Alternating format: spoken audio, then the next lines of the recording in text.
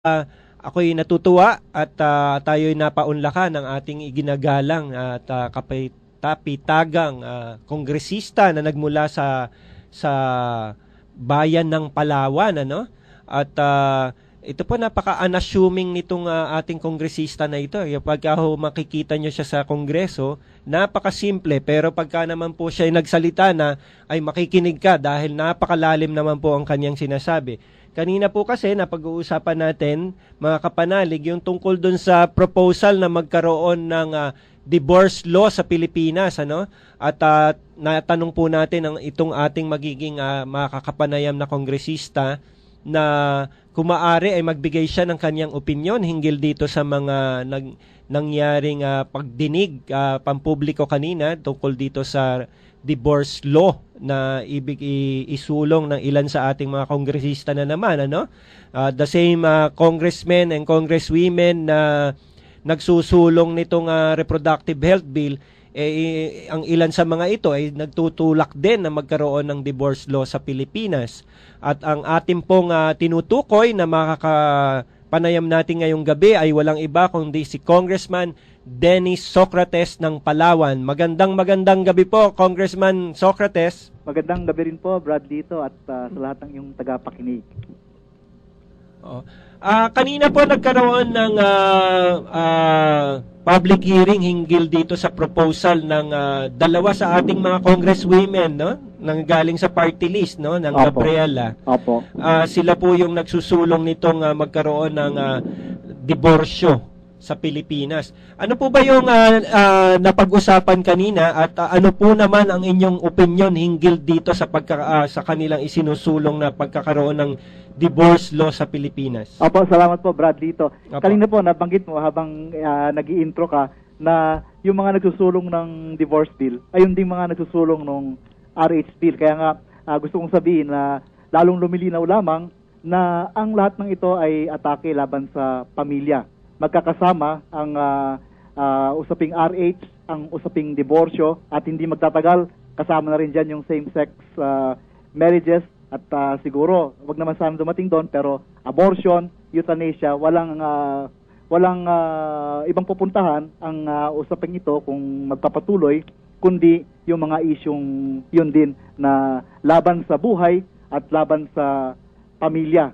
Ako naman po ay, siyempre, tutol tayo sa RH bill, tutol din tayo dito sa diborsyo. Naganda sana ako kanina ng written statement na babasahin ko, pero hindi nagkaroon ng pagkakataon mabasa, sinumiti ko na lang sa komite. Pero nais kong sabihin na napakatalino nung naging discussion doon, yung verbal exchange, lalo na sa pamamagitan ng pagtatanong nitong mga siguro matatawag rin nating pro-life congressmen. I'd like to mention them, ano? Opo. Si unang-una si Manong Rufus Rodriguez, and then si Congressman Carlo Nograles, na sa mga oras nito habang tayo nag-uusap, nung siya iniwan ko sa floor, sa plenary session sa baba, ay nag-interpellate tungkol sa RH bill, no? Si Congressman Carlo Nograles. And of course, si Manong Rudy Fariñas, Congressman Arthur Defensor, at si Congressman P.D. Barsaga. Sila po yung, we can say, dominated the discussion, and they were able to elicit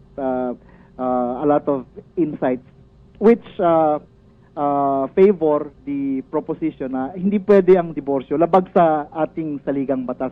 Kasi nga po, at gaya ng nabanggit din nila, yung Section 2 ng Article 50 ng ating saligang batas ay nagsasabi, marriage is an inviolable social institution. It is the foundation of the family and shall be protected by the state. Ngayon, bilang inviolable social institution, ibig sabihin, hindi pwedeng atakihin, hindi pwedeng pahinain, hindi pwedeng gumawa ng batas na bubuwag, ano po? Opo, yung makaka-damage doon sa institusyon ng marriage. At yung panukalang institusyon ng diborsyo, walang ibang pupuntahan kundi yung pagkasira mismo ng marriage. Paano magiging protective of the family and of marriage yung diborsyo? Kasi naman, we also know that ever since, and when the Constitution was made in 1987, yung konsepto ng marriage has always been an indissoluble marriage. Ibig sabihin, until death do us part. At kung hindi nga naman until death do us part, eh bakit pa magpapakasal? Hindi marriage ang tawag doon. Hindi na dapat ikasal pa kung hindi rin lamang until death do us part. Di dapat ay live-in na lamang o kaya ay Parang MU union by convenience, ha? Opo. So, hindi maitatanggi na yung diborsyo ay talagang isang atake sa institusyon ng kasal, kung kaya naman ito ay labag sa ating konstitusyon. Nagtataka po ako, Congressman Socrates, malinaw naman po doon sa family code kung ano yung mga pamamaraan kung talagang ang mag-asawa ay hindi na maaring magsama at may mga problema na hindi na maaring ma-resolve.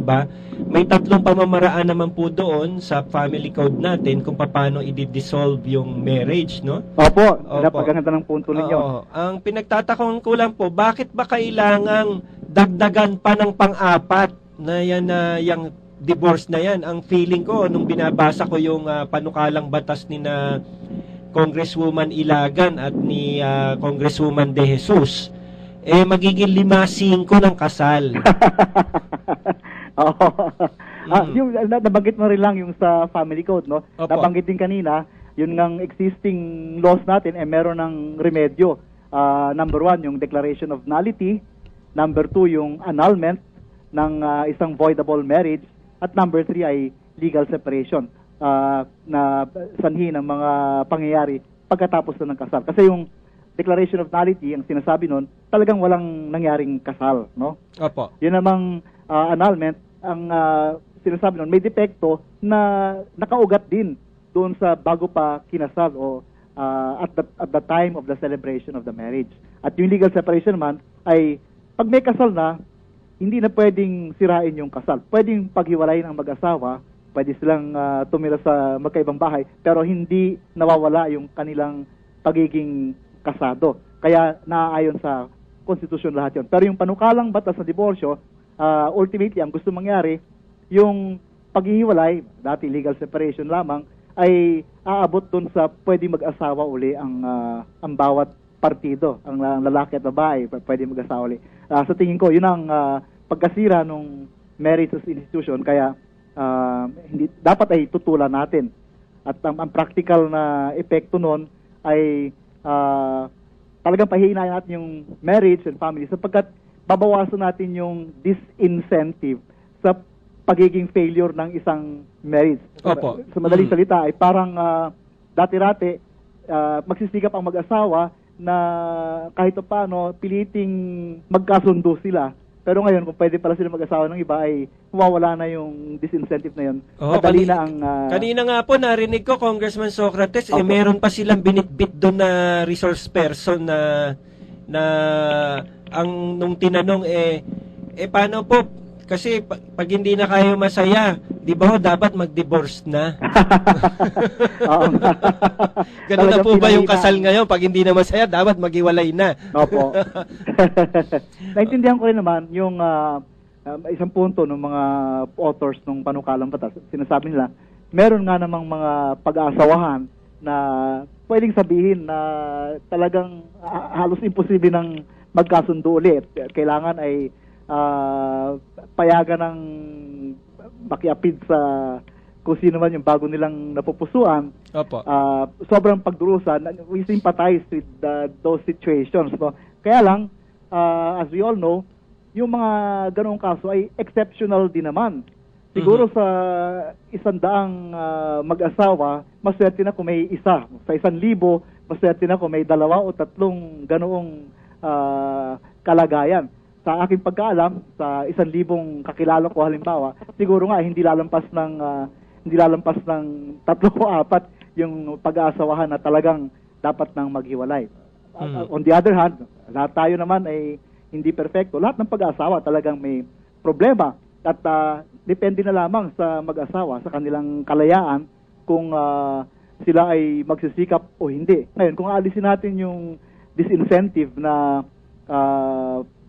maghiwalay. Sapagkat kung hindi pwede mag-asawa, ay bakit paghihiwalay? No? Medyo malungkot nga naman. You would rather try to make your marriage work if you know that there is no option. You cannot run away with another person. Alam niyo, Congressman, kanina, merong isang magandang binitawan si